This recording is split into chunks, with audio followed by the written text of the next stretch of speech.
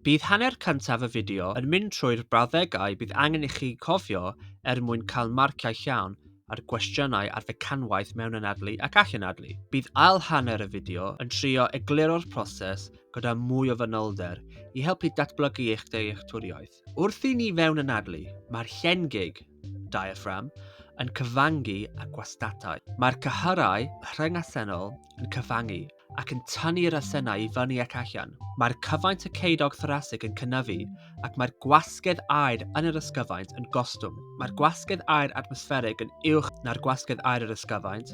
Mae'r aer yn symud i mewn i'r ysgyfaint i lawr graddiant gwasgedd. Wrth allanadlu, mae'r llengig yn ymlacio a chromennu i fyny. Mae'r cyhyrau rhyngasennol yn ymlacio ac yn achosi'r asennau i grybachu a mynd i lawr. Mae'r cyfaint y ceidog thorasig yn gostwng.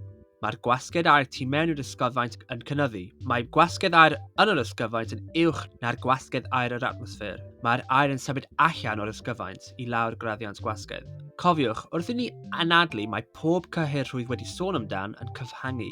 Wrth i ni allanadlu, mae pob cyhyr yn ymlacio. Nawr, i ail hanner y fideo, lle ni'n mynd i edrych ar y broses gyda mwy o fanylder. Does dim angen y wybodaeth gynlynol ar gyfer eich arholiad, ond falle bydd yn helpu chi i gofio'r broses os ydych yn deall sut mae'r broses yn gweithio. Dwi am symleiddio'r broses a dim defnyddio geirfa gymleth. Mae gwasgedd neu bwysedd yn mesuro'r grym mae'r gronynau yn rhoi ar waliau cynhwysydd. Os yw'r nifer o ronynau dim yn newid ac mae'r tymheredd yn gyson, yna wrth i ni godi'r cyfaint, mae'r gwasgedd yn gostwng. Mae grym o'r gronynau yn taro yn erbyn y waliau yn gostwng. Os yw'r cynhwysydd yn lleihau, mae'r cyfaint yn gostwng ac mae'r gwasgedd yn codi. Mae grym o'r gronynau yn taro yn erbyn y wal yn codi. Rydym yn teimlo'r gwasgedd yr atmosffer trwy'r amser ac mae'r gronynau aer yn barod i fynd mewn i'r ysgyfaint pan maent yn cael y siawns. Falle chi wedi sylweddoli, wrth i ni agor ein cegau, mae'r aer dim yn llenwi ein ysgyfaint. Mae hyn oherwydd bod y gwasgedd aer tu mewn i'r ysgyfaint yr un peth a'r wasgedd yr atmosffer. Felly, mae angen i'r corff gwneud mwy na jyst agor y geg i anadlu. Mae pilen sydd wedi plygu dros ei hun i greu dwy heinen a gwagle llawn hylif yn amgylchynu'r ysgyfaint. Mae'r bilen wedi chysylltu gyda'r wal y ceidog thorasig ac yr ysgyfaint. Mae'r gwagle gyda gwasgedd sydd yn llai na'r gwasgedd yr atmosffer. Felly mae'r ysgyfaint wedi chwyddo ychydig yn barod. Os bydd twll yn cael ei greu yn y ceidod,